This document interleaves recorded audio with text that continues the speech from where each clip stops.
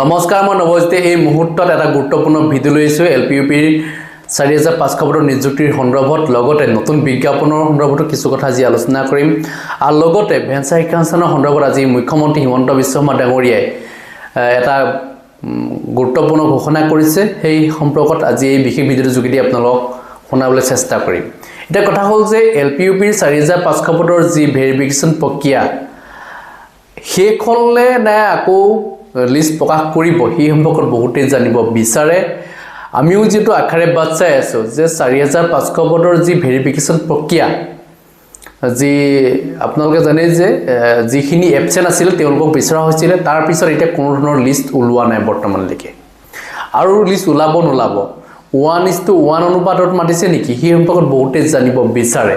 এতিয়া কথা হ'ল যে এই সম্পৰ্কত এতিয়ালৈকে কোনো ধৰণৰ স্পষ্টীকৰণ দিয়া নাই যে 1:1 মাতিছোঁ বুলি কোৱা নাই। শিক্ষামন্ত্ৰী অনুজ পেগু ডাঙৰীয়াই এই সম্পৰ্কত কোনো কোৱা নাই যে 1:1 মাতিছে বুলি। কিন্তু কথা হ'ল যে যিখিনি প্ৰাৰ্থী ইতিমধ্যে ভেৰিফিকেশ্যন হৈ গ'ল, তেওঁলোকৰতো ডকুমেণ্টৰ গণ্ডগোল কাৰোবাৰ থাকিব পাৰে। গতিকে যিমানখিনি পোষ্ট আছিলে সিমানখিনি মানুহক যদি মাতে, তেতিয়াহ'লে আমাৰ কিছু অলপ সন্দেহ থাকি যাব। কাৰণ কেলৈ প্ৰায়বিলাকৰে ডকুমেণ্ট ক্লিয়াৰ আছে নেকি, তাতো ডকুমেণ্ট গণ্ডগোল থকা প্ৰাৰ্থী থাকিব। গতিকে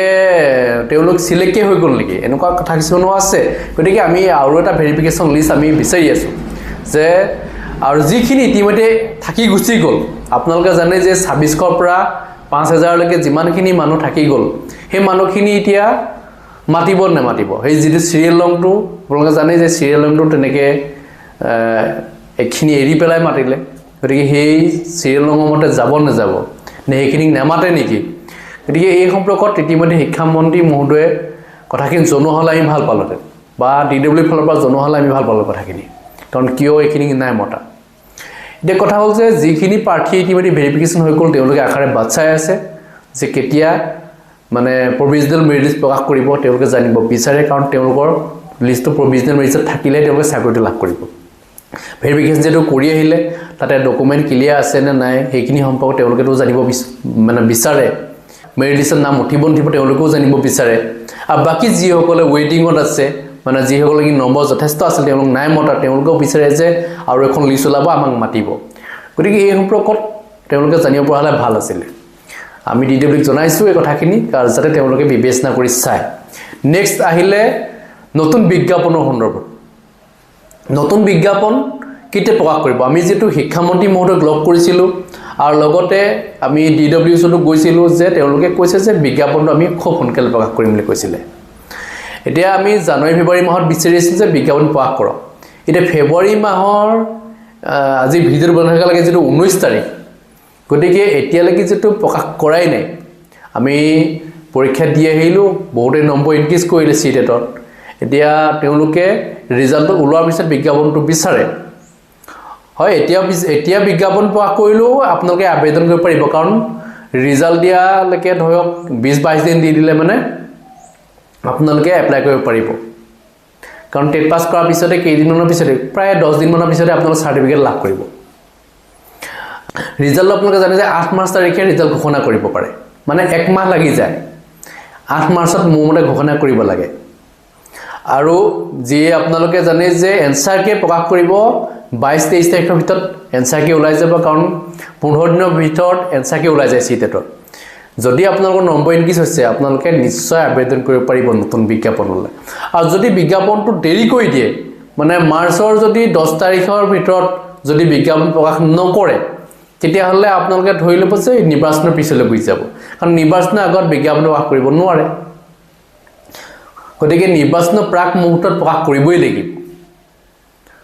গতিকে নিৰ্বাচনৰ প্ৰাক মুহূৰ্তত আমি প্ৰত্যেকে বিচাৰি আছোঁ যে বিজ্ঞাপন সোনকালে প্ৰকাশ কৰিব লাগে। আৰু যিসকল প্ৰাৰ্থীয়ে ইতিমধ্যে নম্বৰ ইনক্ৰিজ কৰিলে, তেওঁলোকে নিশ্চয় এইবাৰ চান্স পাবই। কাৰণ 4500 পদৰ পিছত টেট উত্তীৰ্ণ প্ৰাৰ্থীৰ সংখ্যাটো বহুত বেছি নাথাকিবগৈ। এতিয়া নতুনকৈ বহু প্ৰাৰ্থী দিছে হয়, কিন্তু তেওঁলোকৰ প্ৰত্যেকৰে DLED বা BEd নাই। তেওঁলোকে যিহেতু আপোনালোকে জানে যে ইয়াত যিসকল প্ৰাৰ্থীয়ে নেকি DLED কৰি থাকে বা BEd কৰি থাকে, তেওঁলোকেও দিব পাৰে, মানে পাৰ্চনসকলে যদি দিব পাৰে CTET পৰীক্ষা, সেইকাৰণে প্ৰাৰ্থীৰ সংখ্যা যথেষ্ট আছে। আৰু আপোনালোকে ভাবি নল'ব যে প্ৰত্যেকে পাছ কৰিব। পেপাৰখন ইমানো ইজি নাছিলে যে প্ৰত্যেকে পাছ কৰিব হয়তো ভাবিব পাৰে কিছুমানে যে এবাৰ যথেষ্ট কাট অফ গুচি যাব আমি এবাৰ নম্বৰ বেছি ইনক্ৰিজ কৰিব নোৱাৰিলোঁ গতিকে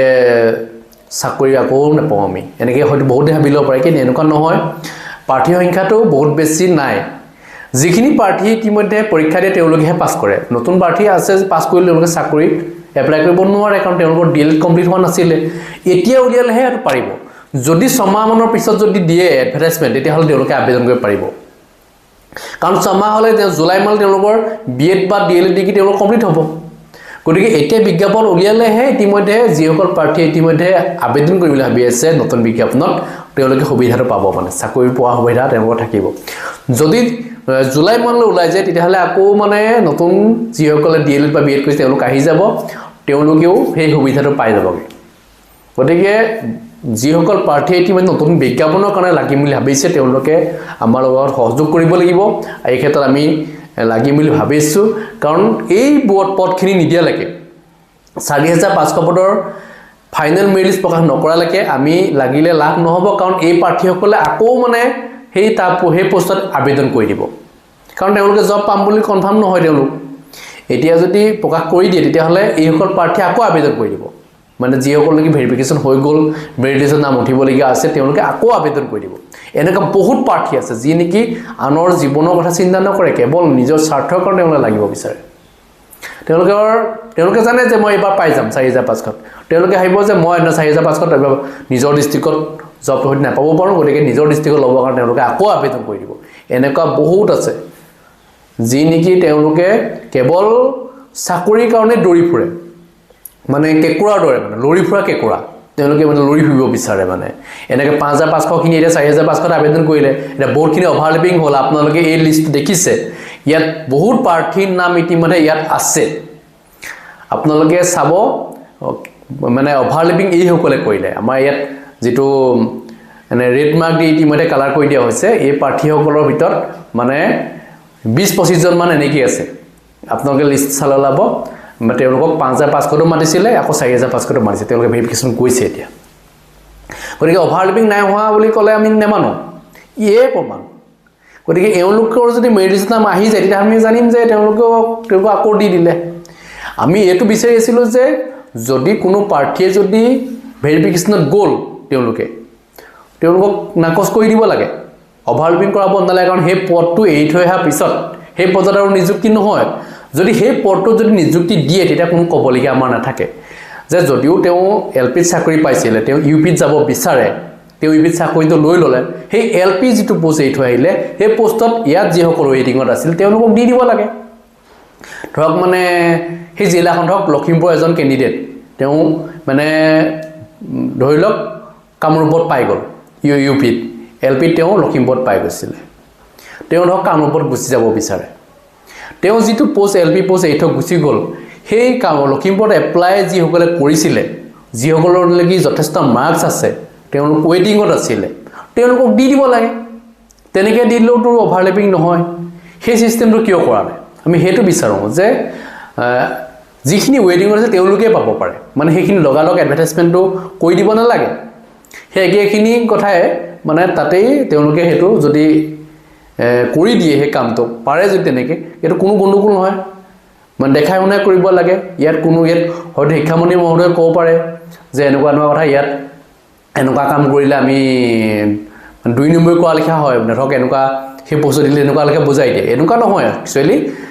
চবেই জনাকে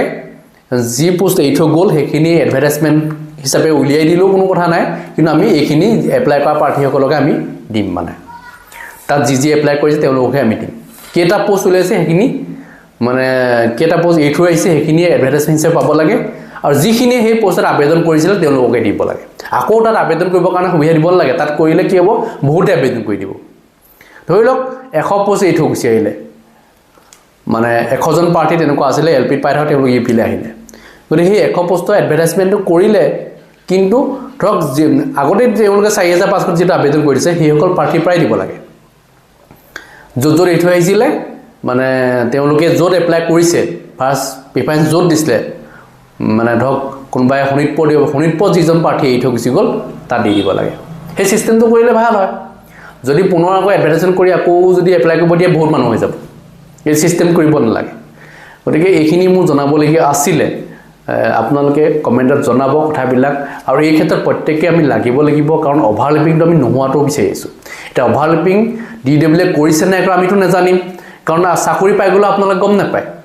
সেই প্ৰাৰ্থীজনে চাকৰি পালে নাই আপোনালোকে গম নাপায় কাৰণ তেওঁ ক'লেহে আপুনি জানিব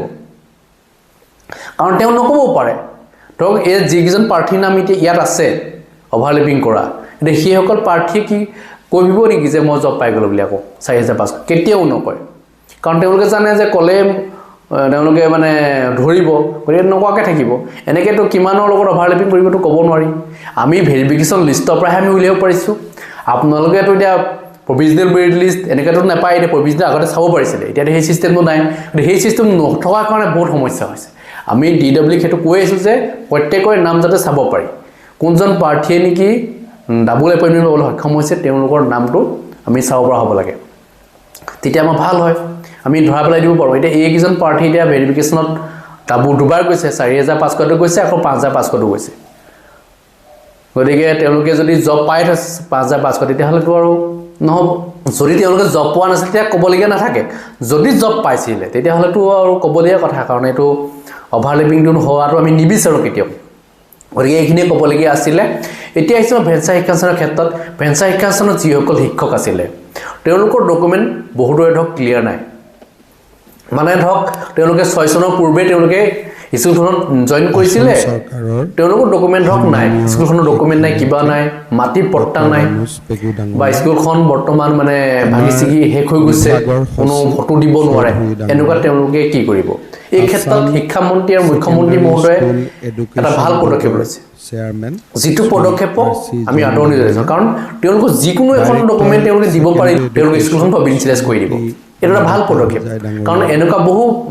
স্কুল আছে য'ত নেকি সকলো ডকুমেণ্ট থাকিব পাৰে কাৰণ 6 চনতেই গোটেইখিনি ডকুমেণ্ট তেওঁলোকৰ থাকিবলৈ কথা নাই কাৰণ সেই সময়ছোৱাত কোনবা আছিলে মুখ্যমন্ত্ৰী কোন আছিলে আপুনি জানেই টন গগৈ আছিলে টন গগৈ দিনত কাম কিছুমান হৈছিল নাই হোৱা এনেকুৱা হৈছিলে মানে কিছুমান কাম খেলিমেলি হৈ আছিলে কিছুমানৰ কি হৈছিলে জইনিং ধৰক তেওঁলোকে 6 চনতে কৰিছিলে কিন্তু তেওঁলোকৰ জইনিং কেতিয়া হ'লগে 7 চনত হ'ল কাৰোবাৰ 8 চনত হ'ল বিধানসভা এনেকুৱা হৈ গ'ল যাৰ ফলত তেওঁলোকৰ সেইখিনি মানে গণ্ডগোল হোৱাৰ কাৰণে তেওঁলোকে এতিয়া এপইণ্টমেণ্ট নাপাব নেকি বা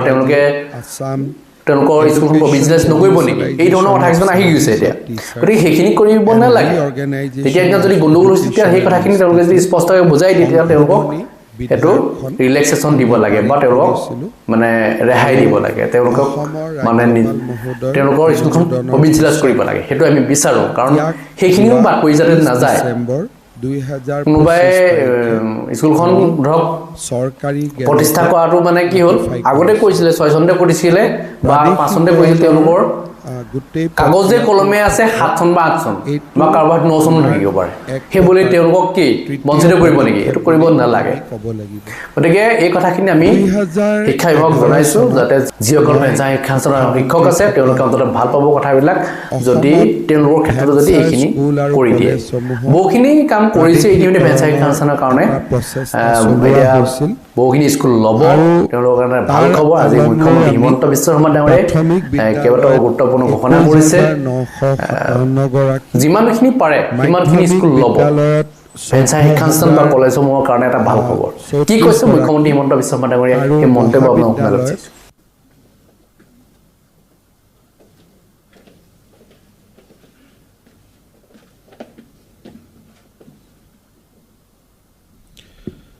অসম চৰকাৰৰ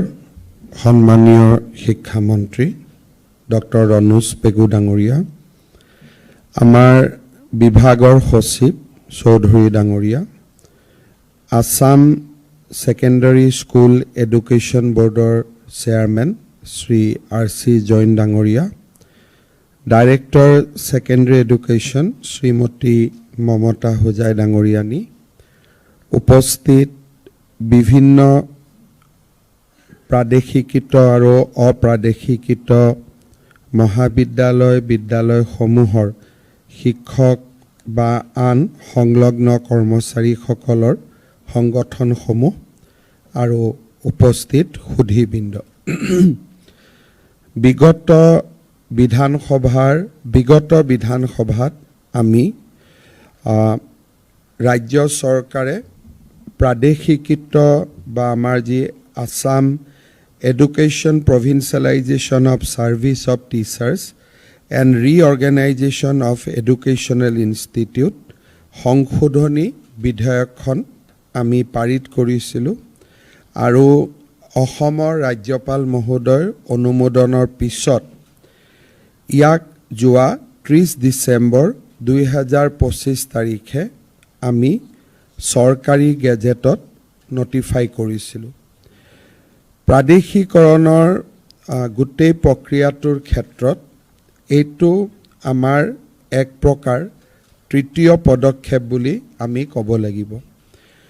2011 চনত মই শিক্ষামন্ত্ৰী থকা সময়ত অসমত ভেঞ্চাৰ স্কুল আৰু কলেজসমূহক প্ৰাদেশিকৰণৰ এটা প্ৰচেষ্টা চলোৱা হৈছিল আৰু তাৰ আলম লৈ আমি প্ৰাথমিক বিদ্যালয়ত 21,957 গৰাকী, মাধ্যমিক বিদ্যালয়ত 14,034 গৰাকী আৰু মহাবিদ্যালয়ত 3,180 গৰাকী শিক্ষক কৰ্মচাৰী চাকৰি আমি প্ৰাদেশিকৰণ কৰিছিলোঁ। 2017 চনৰ আইনৰ সুবিধা লৈ আমি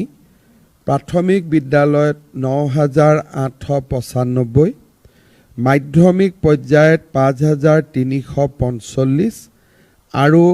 কলেজত আমি 1,746 গৰাকী শিক্ষক শিক্ষয়িত্ৰী আৰু অধ্যাপিকাৰ চাকৰি আমি প্ৰাদেশিকৰণ কৰিছিলোঁ। অৰ্থাৎ 2011 চনৰ আইনৰ পৰৱৰ্তী সময়ত 57,057 গৰাকী শিক্ষক কৰ্মচাৰী চাকৰি ৰাজ্য চৰকাৰে প্ৰাদেশিকৰণ কৰিবলৈ সক্ষম হৈছে। এইবাৰ এই আইনখনৰ তৃতীয় সংস্কৰণ আমি এটা লৈ আহিছোঁ আৰু যাক আমি 2025 চনৰ সংশোধনী আইন বুলি আমি অভিহিত কৰিছোঁ। 2011 চনত যেতিয়া আমি বিদ্যালয়সমূহ প্ৰাদেশিকৃত কৰিছিলোঁ তেতিয়া আমি অসমৰ শিক্ষক সমাজক দুটা অনুৰোধ কৰিছিলোঁ যে এটা, আজিৰ পৰা প্ৰাদেশিকৰণৰ সমস্যাটো আমি সমাধান কৰিব বিচাৰিছোঁ, ইয়াক আপোনালোকে আৰু জটিল নকৰিব। দ্বিতীয়তে, 2006 চনৰ পিছত স্থাপন হোৱা শিক্ষানুষ্ঠানক আমি প্ৰাদেশিকৰণ নকৰোঁ। কিন্তু আমাৰ প্ৰত্যেকবাৰে আমাৰ লক্ষ্য আছিলে যে 2006 চনৰ আগত প্ৰতিষ্ঠা হোৱা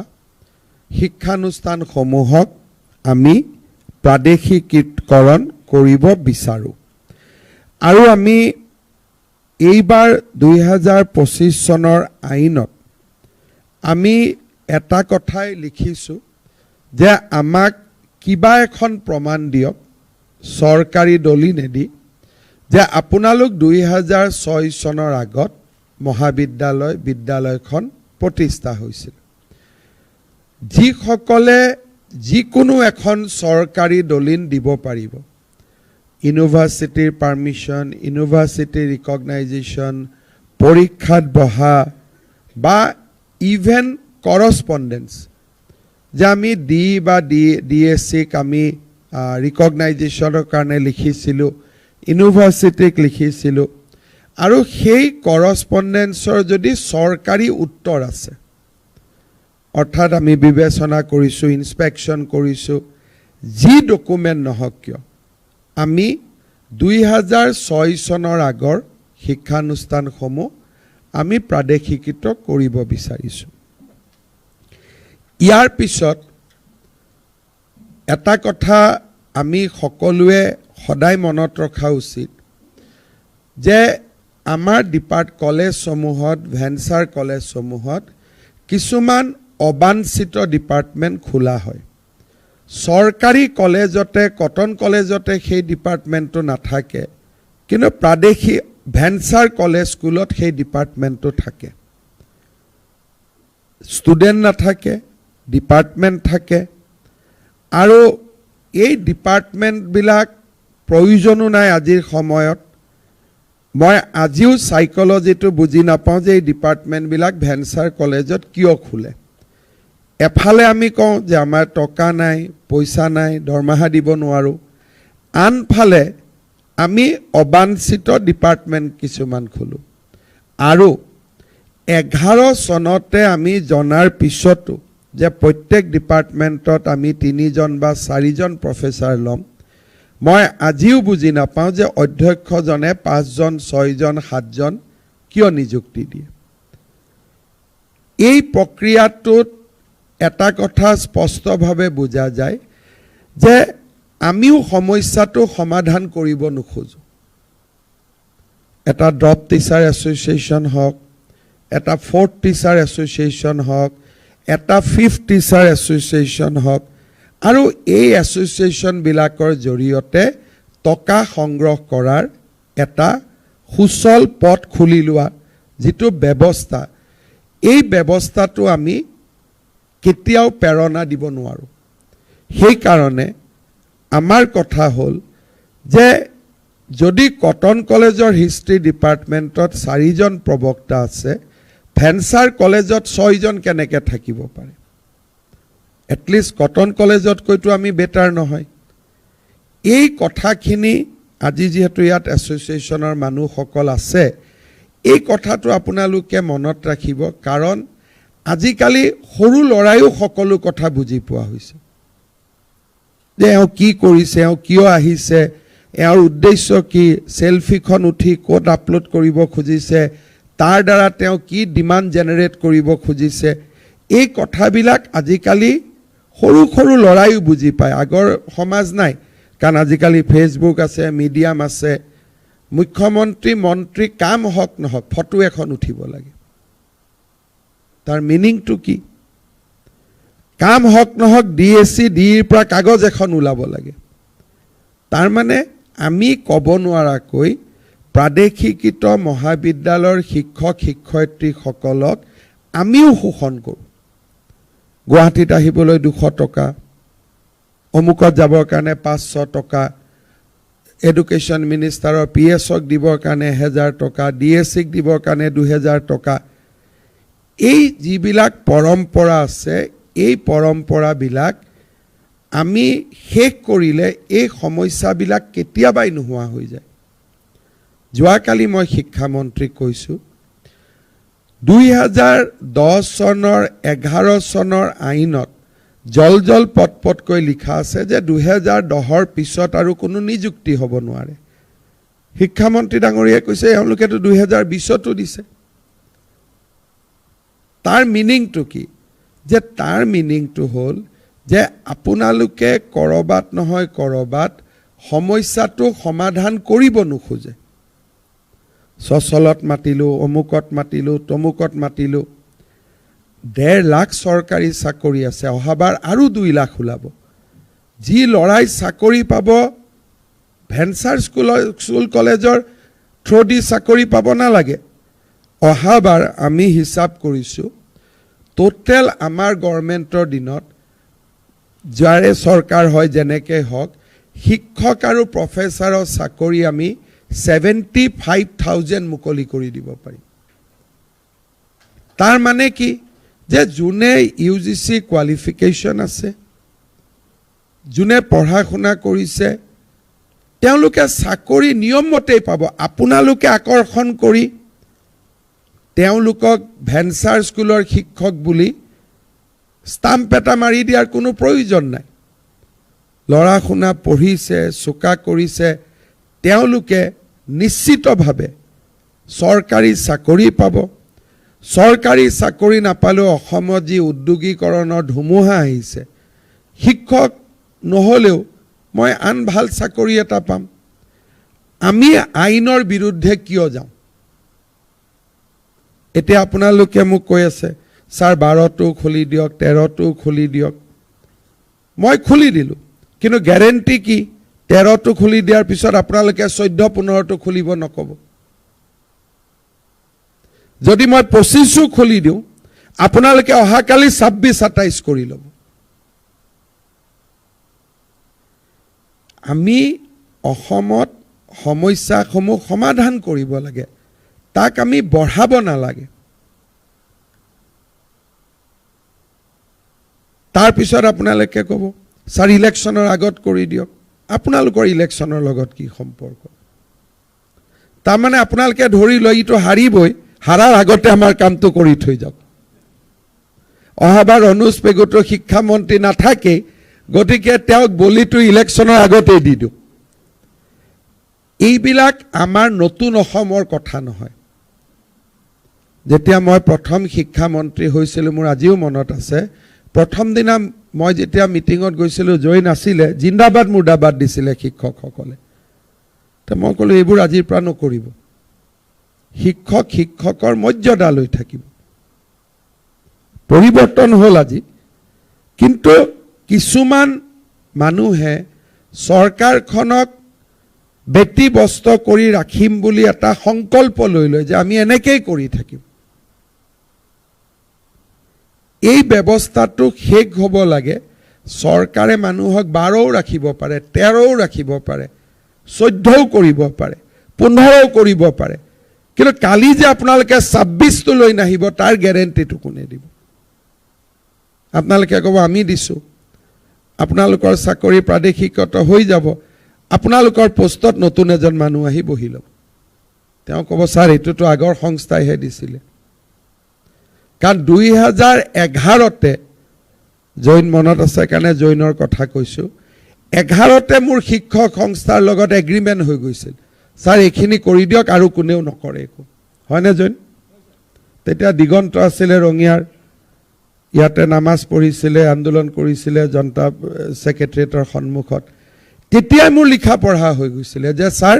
এই 40,000 কৰি দিয়ক আৰু কোনো আন্দোলন নহ'ব তাৰ পিছত কি হ'ল ছেক্ৰেটাৰীজন ঢুকালে প্ৰেছিডেণ্টজন বদলিলে তেওঁ ক'লে ছাৰ আমিতো গম নাপাওঁ তেওঁ নিজৰ কামটো কৰি ল'লে তো এনেকুৱা কৰি থাকিলে আমাৰ ৰাজ্যখন কেতিয়াও ভাল নহ'ব চৰকাৰ বদলিলে সভাপতি সম্পাদকজন চৰকাৰৰ মতে হয় মেম্বাৰবিলাক বেলেগ থাকে আহমেদৰ পৰা সভাপতিজনৰ নাম বৰা হৈ যায় সম্পাদকৰ নাম শইকীয়া হৈ যায় আকৌ যদি বেলেগ চৰকাৰ আহে সভাপতি সম্পাদকজনৰ নাম ইছলাম হুছেইন হৈ যাব এই যিবিলাক কাম আমি কৰি নিজকেও ব্যস্ত ৰাখোঁ ভাবোঁ যে আমি সকলোকে এনেকৈ চলাব পাৰিম এইটো নহয় কাৰণ এতিয়া AI আহিলে মানুহে ছেটেলাইটতে চাই থাকিব পাৰে যে আপোনালোকে ক্লাছত আছে নে নাই ইমানবিলাক সুবিধা নতুন নতুন আহি থাকিলে সেইকাৰণে মই প্ৰত্যেক দিনাই কওঁ ভেঞ্চাৰ স্কুলবিলাক কলেজবিলাক সমস্যা হ'ব নালাগে চৰকাৰৰ কাৰণে ই এটা সম্পদ হ'ব লাগে যে ছাৰ এইখিনি কাম কৰি দিয়ক আমি আৰু আপোনালোকক কেতিয়াও দিগদাৰি নকৰোঁ এইটো কেতিয়া হ'ব যেতিয়া অধ্যক্ষ আৰু গভৰ্নিং বডিৰ প্ৰেছিডেণ্টৰ ভেঞ্চাৰ কলেজতো নিযুক্তি দিয়াৰ পাৱাৰটো নোহোৱা হ'ব নহ'লে গাঁৱত পাছ কৰা যি ল'ৰা ছোৱালীয়ে কম্পিটিশ্যন কৰিও চাকৰি পাব পাৰে তেওঁলোকক আকৰ্ষণ কৰি লৈ আহে যে ইয়াতে কৰ আমি কৰিম নহয় ৰণোজ পেগুৱে কৈছে প্ৰাদেশিকৰণ হ'ব আৰু সেইকাৰণে আজিকালি মই ভেঞ্চাৰ স্কুলৰ আন্দোলনত কলেজৰ আন্দোলনত ভিডিঅ'টো চাই থাকোঁ ডেকা ল'ৰা ছোৱালী দেখোঁ কিন্তু 10 চনৰ পিছততো নিযুক্তি হ'বই নালাগিছিলে 3খন আইনত এইটো কথা লিখা আছে সমস্যাটো কাৰ থাকিব লাগিছিল 10ত সোমোৱা 10ত যদি 30 বছৰত সোমাইছিল 25ত তেওঁলোকৰ 45 বছৰ আমি আৰু 15 বছৰ কৰি দিলোহেঁতেন লেঠাটো মৰি গ'লহেঁতেন কিন্তু আপোনালোকে এটা 25তো নিযুক্তি দিয়া মানুহক আন্দোলনত লৈ আহে এইটোতো ঠিক কথা নহয় সেইকাৰণে এইবাৰ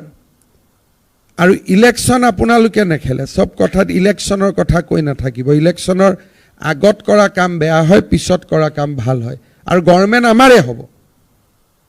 শিক্ষামন্ত্ৰীৰ অনুজ পেগুৱে হ'ব কোনোবাই বিচাৰক নিবিচাৰক অসমৰ ৰাইজে এইটো সিদ্ধান্ত লৈ থৈ দিছে সেইকাৰণে আপোনালোকে ৰাজনৈতিকৰণ নকৰিব শৈক্ষিক দৃষ্টিৰে চব চাওক যে শিক্ষাৰ ফালৰ পৰা আমাক কি লাগে যে আৰবিক ডিপাৰ্টমেণ্ট এটা লাগে নেকি সংস্কৃত ডিপাৰ্টমেণ্ট এটা আমাক লাগে নেকি নালাগে তাৰ জাগাত কি লাগে আমাক য'ত চাকৰি আছে ল'ৰা ছোৱালীক পঢ়াই আপোনালোকে য'ত চাকৰিৰ কাৰণে ল'ৰাজনক এটা পজিশ্যনত লৈ যাব পাৰিব কিন্তু য'ত চাকৰিয়ে নাই তাত ল'ৰা ছোৱালী এটা ডিপাৰ্টমেণ্ট খুলিলে পঢ়ালে এজন প্ৰফেচাৰক চৰকাৰে কিমান টকা দৰমহা দিব লাগে 2 লাখ টকা ষ্টুডেণ্ট কিমান আছে 4 জন 3 জন প্ৰফেচাৰ দিলোঁ 6 লাখ ষ্টুডেণ্ট আছে 4 জন তাৰমানে এজন ষ্টুডেণ্টৰ লগত আমি কিমান টকা খৰচ কৰিলোঁ 1,25,000 টকা মাহত আমাৰ অসমখন ইমান ধনী ৰাষ্ট্ৰ হয় জানো আৰু 1,25,000ত যদি 4 জন ল'ৰাক পঢ়াবই লাগে তেওঁক আমি ভেঞ্চাৰ স্কুলত কিয় পঢ়াম 1,25,000 টকা ফিজ দিলে তেওঁক ৰয়েল গ্লোবেলত পঢ়াব পাৰিব আপোনালোকে কথাবিলাক যেতিয়া বুজিব চৰকাৰে ইমিডিয়েটলি বুজিব যেতিয়া আপোনালোকে নুবুজে তেতিয়াও চৰকাৰেও নুবুজা এক্টিং কৰিব লাগে যে এওঁলোকে নুবুজে তেতিয়া আমিও নুবুজো যেতিয়া আপোনালোকে বুজিব আমিও বুজিম আমি বুজিলে আপোনালোকে বুজিব কাৰণ চৰকাৰ আৰু ৰাইজটো বেলেগ নহয় চৰকাৰ আৰু ৰাইজ একেই ইয়াততো দুটা পাৰ্থক্য নাই